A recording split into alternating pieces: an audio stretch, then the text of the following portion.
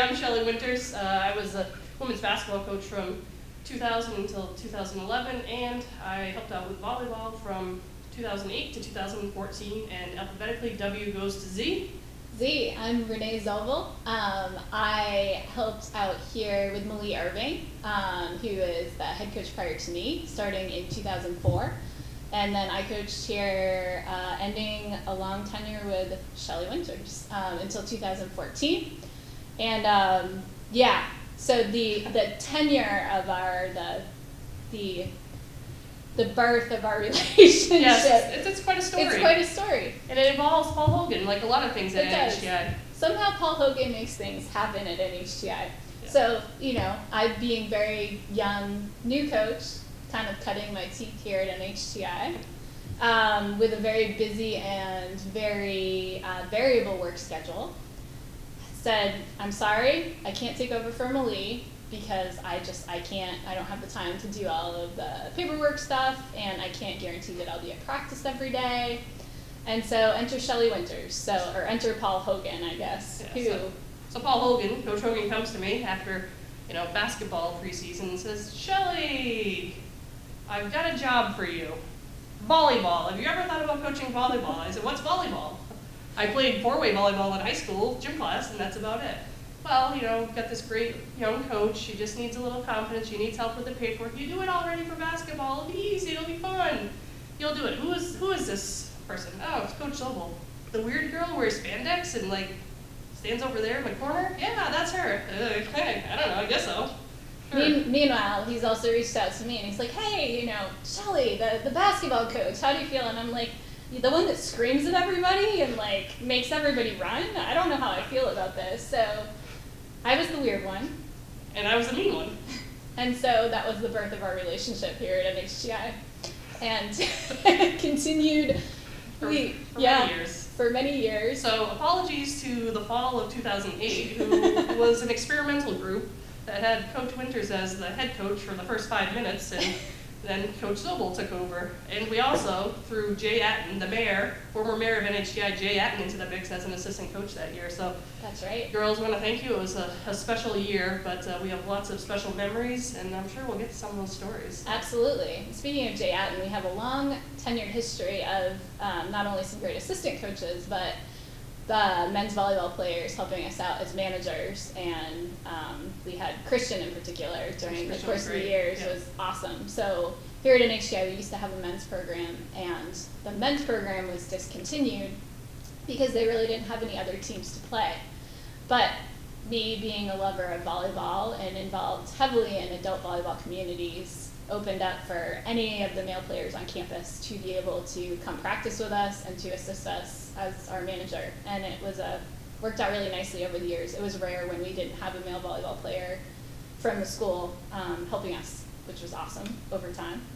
Yeah, so I'd say, we had a fun first year. It was an interesting first year. We were all learning our roles. We were learning the dynamics, but we had some great players who sort of came in and jump-started what I'll call the Renee and Shelly, and throw in whoever else you want era, but I think we had Megan Dickey that year. I think she ended up being a team captain. We had Crystal Lynott. I think we had the twins. The first set of many twins. Yeah, we had Tracy, I call her the Flying Tomato Steinhilber, who also played basketball for me, and Ocho. Her sister, who was really Ashley, but I couldn't, I had to tell them apart. Her name was Ocho forever.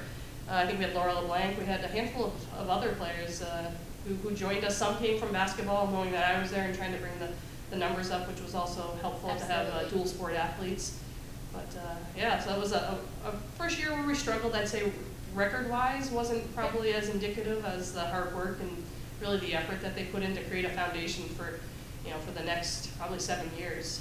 6 or 7 years. Yeah, within the next couple of years, we had players like Katie Vino that popped in and went from being a setter her entire life, and me being the crazy coach that I am, I was like, hey, I think you'd make a really great libero. Completely different position for her. She was like, yeah, let's do it. And she was one of the best liberos that we had in the program overall. Meg McHugh. Huey, the helicopter, the human helicopter. Huey would go for anything. Absolutely. It was in a ball that she wasn't going to contort her body to hit. So. No, and then Mariah Mahala, great athlete, Kaylee Walker, who were two peas in a pod. Absolutely. That gets me to one of our favorite topics, coaching. Yeah. So here we are, college, right? We're on the road a lot. So one of our favorite coaching responsibilities of all time is creating hotel rooming lists. Yep. Room assignments. Room assignments. Because you had to be very careful creating room assignments. And we often tried to split up the dynamic duos such as Mariah and Kaylee, but somehow they ended up always in the same room in the same bed, no matter what. She got the only toothpaste. We're sharing toothpaste. It also happened with the twins, of which Shelly mentioned one pair. We also had the Lively twins a little bit later. Yep. And Allison and again, I don't know that you had nicknames for them. It helped one was a righty, one was a lefty. Yeah, so maybe that helped right away. Righty, lefty. So. But yes, so we would always try and separate players who were super close in a constant attempt to build team chemistry and to bond everybody together. But over the years, as you can imagine, there were also those players who could not be in the same room. So, and then we had the really nice kids. You're like, I don't want to do that to them. Who always got stuck with the most difficult situations because they would never complain and they would be okay. You know who you are. Thank you. Your coach's dream on those road trips. Thank you for all of your years of service to NHTI Volleyball. It really, I have grays, but I'd be fully gray without you, so thank you. But it did, somehow they always found a room or two, and they're always in the room. I'm sure they were on Facebook or Instagram. They were singing songs, playing games, apples to apples. They had their thing. They had their fashion shows. I've seen the photos. They had a good time. So, yeah, they knew who they wanted to be with when they got tucked in at night, but yeah, they all hung out and had fun in the hotels. Absolutely, and they knew they were all getting waffles the next morning. They were getting waffles, and they were going to see how many little things of Apple Jacks, apples, bananas. Coach Hogan didn't give us a lot of meal money back in the day, $5, and you're playing like 8 games and out all day. So it's like, take as much fruit as you can, put it in the bag. Coach Winters will give it to you during the game or during a timeout. So they were really adept at making sure that we had nutrition throughout the That's trip. Right. That's right. That would supplement our, weekend grocery trips. So we would try and hoard all our $5 meal money, hit up Market Basket, get as much food as we could, and then try to maintain a little bit so that we could always have a nice meal out on the road, which everyone always really looked forward to. Now the girls, I think, will always say we had a variety of food. We had kids who liked different meat products, and we're still friends, but we almost weren't friends because I did the grocery shopping. I don't like turkey, quite frankly. And she'd always put like 8 pounds of turkey on the list. I just went and got the cheapest turkey that they had at Market Basket, and this one would complain about the quality of turkey. I never saw a kid not eat a turkey sandwich. Okay? Well, at least I wasn't picky about the color of my American cheese. You have to have white American cheese. It's just a thing from growing up. So we had slimy cheap turkey and good white American cheese. But I will say, I might not have bought the right turkey, but we came up with a system to pack that food, keep that food cold, Tupperware, stuffed inside the round coolers, the drink jugs, and man, that stuff stayed cold for the entire weekend. Yep. So kids were happy. We stayed a little scratch on the turkey, but we were able to get, I believe, Little Debbie snacks and sometimes some granola bars for the kids. So. Yep, but we always got the wrong granola bars. Yeah, because they changed all the time which one they wanted. Yeah. And I still have your broken cooler. That was broken. Katie, I'm sorry, that was a bad weekend. I just really wanted somebody to admit who broke the cooler. It really wasn't about the cooler. It was a life lesson about just owning up and taking responsibility. So I went in a little hard on you. I love you. Here's our little high five. We're good now. But yeah, so we had moments like that. The kids have meltdowns, the coaches have meltdowns. It's okay. That's right. Speaking of meltdowns, so one of Shelly's claims to fame is throwing things and breaking things. So we were laughing one day about how she had never broken a clipboard. No. All my years of basketball, So all my many frustrations, years. never broke a clipboard. Thrown plenty of dry erase markers, plenty of pens. Absolutely. Thrown clipboards. Absolutely. Never broken one. Nope. And then what happens? This happens. I'm doing stats. We're laughing. Boom. Clipboard. Annual pilgrimage to Holyoke Community College, where the team always really looks forward to, especially returning players, because the Shelly and Renee show, now at Holyoke Community College, you have to drive down a long driveway down a hill, and in the middle of this, there's a giant speed bump. Like the size of this table speed bump. Big speed bump, and it's pretty impactful. So every single time that we go to Holyoke Community College, We hit that speed bump as fast. Paul Hogan, I'm sorry. We didn't see it. We didn't see it. They didn't mean it. Totally survived somehow our reign of terror. But we would hit the speed bump as fast as possible, and every single returning player, you would watch them grab onto something, and the newbies would just be, singing along to whatever music was on the radio.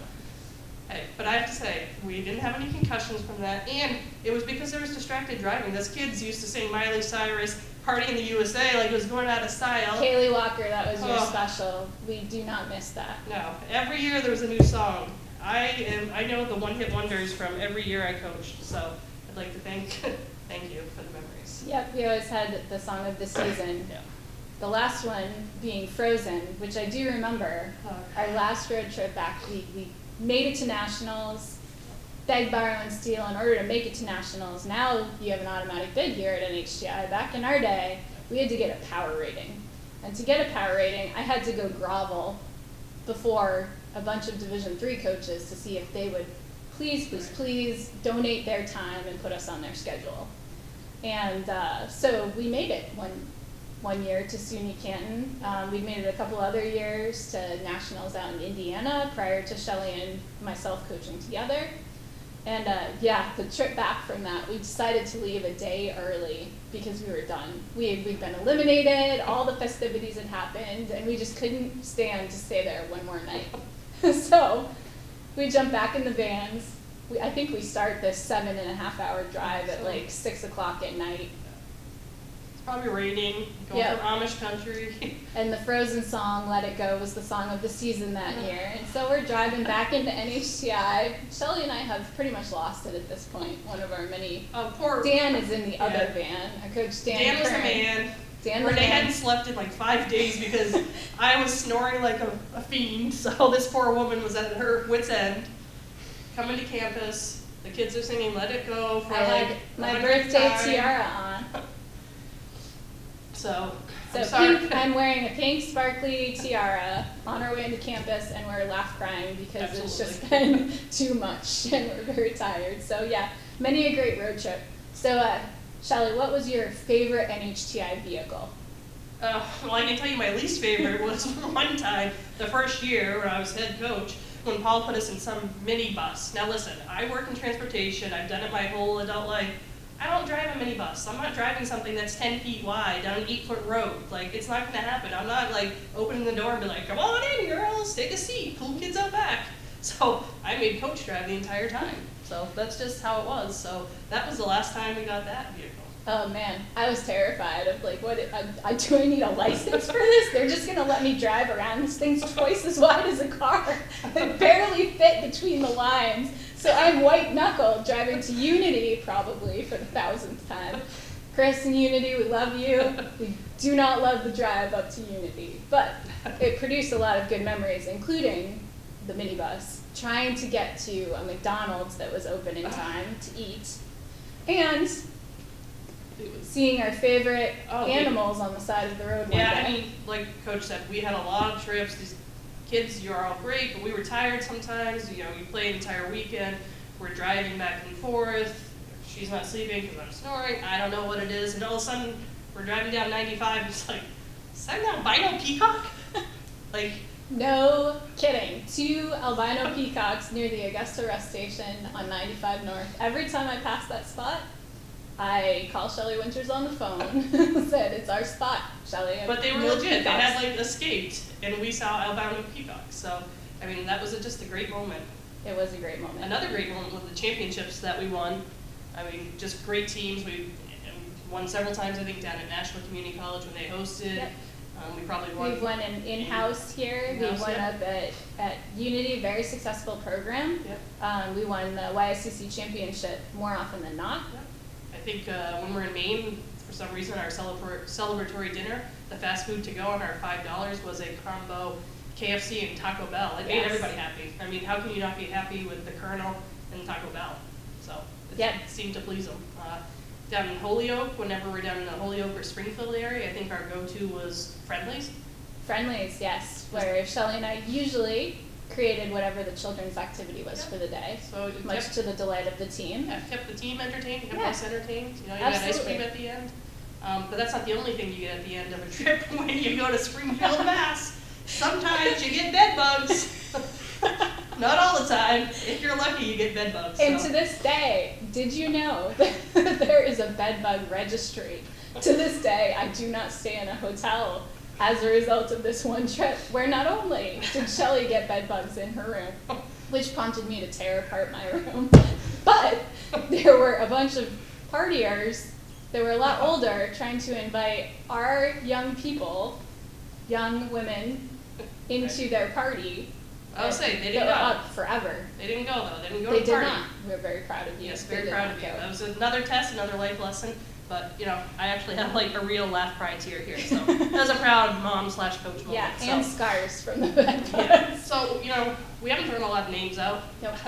I'm not good with names. I'd have to go through our plug for it, NHTI Volleyball Facebook page. It still exists. Check it out. Absolutely, yeah. Best place to go. Maybe we'll post some new content on there. But we had a lot of just tremendous athletes, kids that, again, not being a big volleyball person, I sat there and did stats, and I can't tell you how many times I had to put a little mark next to some of these kids. They were just phenomenal student athletes. They had a work-life family balance. I mean, we had a player who actually had, kids that would come on some of the road trips and some of the games. We had people who were working multiple jobs. We had players who were in very difficult, not that every academic field isn't difficult, but they were in very difficult academic course loads, and they were still able to come to practice and focus every day and get away on weekends for those games and go we had on players long road trips. like Christina Rieger who would go from softball practice to volleyball practice and prioritize her match and game schedules.